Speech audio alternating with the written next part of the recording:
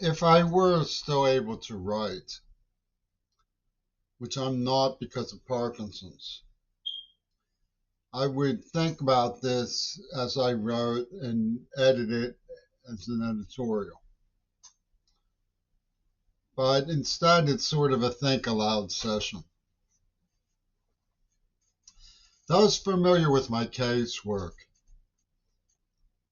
are no doubt perfectly aware that Paul McCartney has had his foot on the brake pedal, denying and obscuring and hiding and lying about the nature of the AIDS attack since it happened. What we're dealing with is team face liars. When I say we, I don't really mean to include anybody else. And the reason for that is that Paul McCartney's pull goes over to Zionists and Palestinians alike. He's part of a social movement that believes they control loyalty because they're close to God and their celebrity proves that. So it's almost like a challenge. Don't you secretly love me more than life? Robert Fripp even said something in music is more important than life itself, meaning something about getting the Beatles' autograph is enough to die for. If you look at John Schulman, who was arrested on an $8 million museum heist, the symptoms of his thieving were everywhere. The prosperity of his bookstore, the surreal collection he amassed, the fact that he was defrauding the post office by claiming that there were rare books that were lost in the mail, or claiming that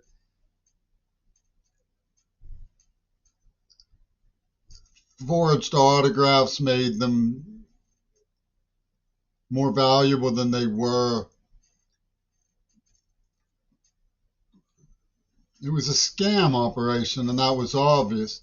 One of his employees hung out with a Trump speechwriter. Where was John Schulman selling these elaborate books?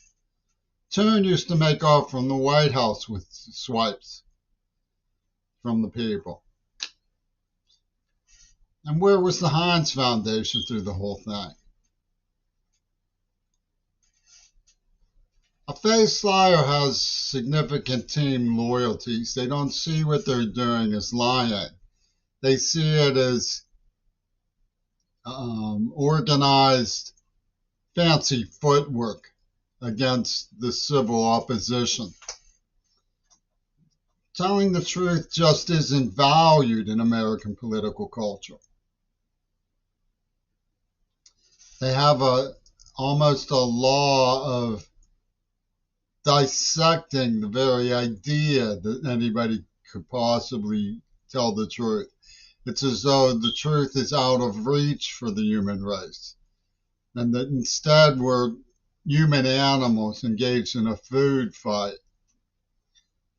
And the Zionist mafia in the city of Pittsburgh was cold-bloodedly poisoning, torturing, raping, murdering, and promoting genocide openly.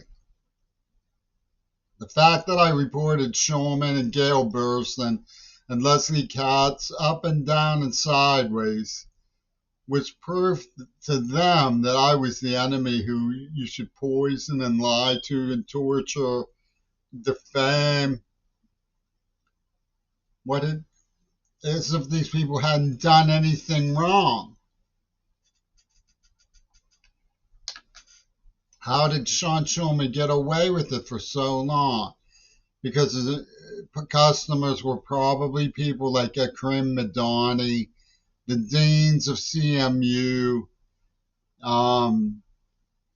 pernicious hustlers from the lower classes would look for markets for these stolen things. They had cattle rustlers who would twist me into knots and throw me to the floor and scream into my head, "You work like a working with Shulman."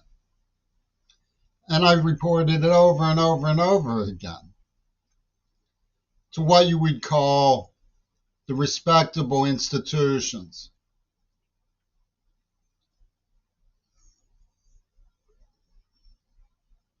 The counselors would say at bars to people, "We got Jimmy 302'd, ha ha ha." The counselors would slap me on the back and say, talk about what friends they are with the people who introduced me to Gail Burston. And it's not like an old boys network, it's a guerrilla theater mob.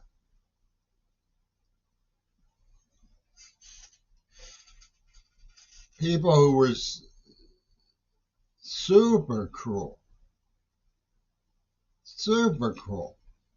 teamed up with Christian fanatics to play war games demanding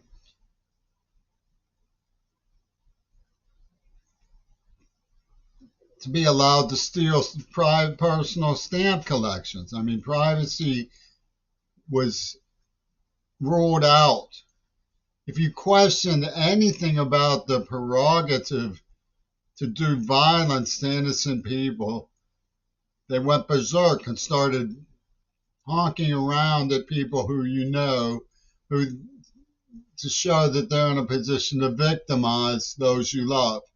And they made no secret of their involvement in the rape of my deaf advocate. One person in Seattle came up to me and said a cop did the raping. They see themselves as enforcement. The way that ICE puts masks on their faces and gets sworn in at townie bars.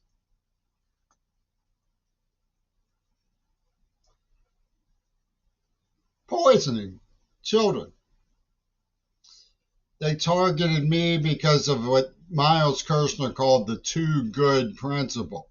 In other words, my father was senior faculty at Pitt. That positioned me to think I'm better than them.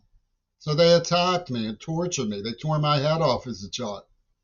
It was like being shot. I was hit from behind. Full-grown men with weapons kidnapped me and gassed me. It kicked me in the head over and over again. Kicked me in the head, slaughtering blows to the head. And Pittsburgh said that it was my doing. They treated me to what I call Indian slander. They come over and go, "You are so great." And then they put skull badges next to an Indian, keeping track of every time they score an abortion on me. And plant these letters that are called "I am the Walrus." And the FBI are their scorekeepers. The FBI go around with, press cap hats and numbers racket pads and say, "Did you get the score in abortion on queer? Well, very good," and tear off a receipt stub. Come cash it in at the Donald Trump Palace. Come Judgment Day. And this is Pittsburgh's entire them. It's their masquerade movie. They printed a script about it with the name of George Romero's family on it.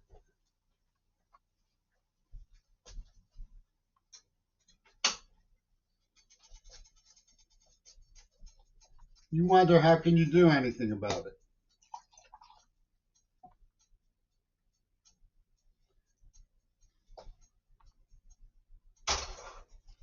Well, you can't do anything about it by expecting help from Frank Zappa. He was in on it. The Zappas are the most fiendish, poisonous face liars that the hippie movement has ever failed to properly digest.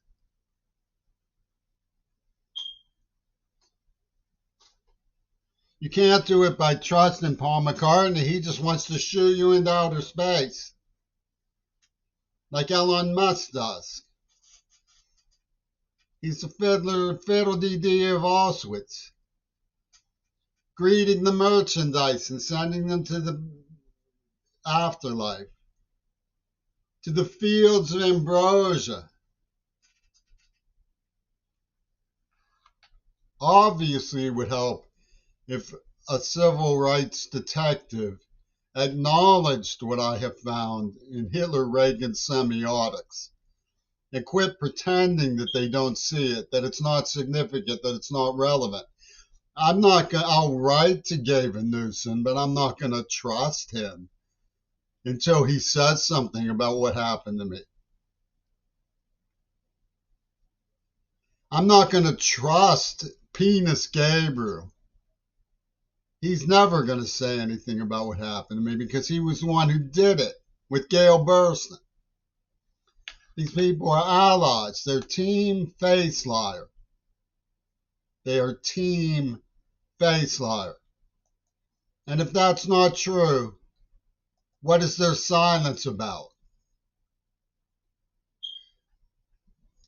Because complicity can be silence, and silence can be deadly. And when these people aren't silent, they are Team Faceliars. Penis Gabriel had people coming, setting me up in cold blood with Team Faceliar who all knew he was going to rip her backstab. And the whole time he was singing my praises and saying, having his friends say, I love you, man. That's Team Faceliar, bro.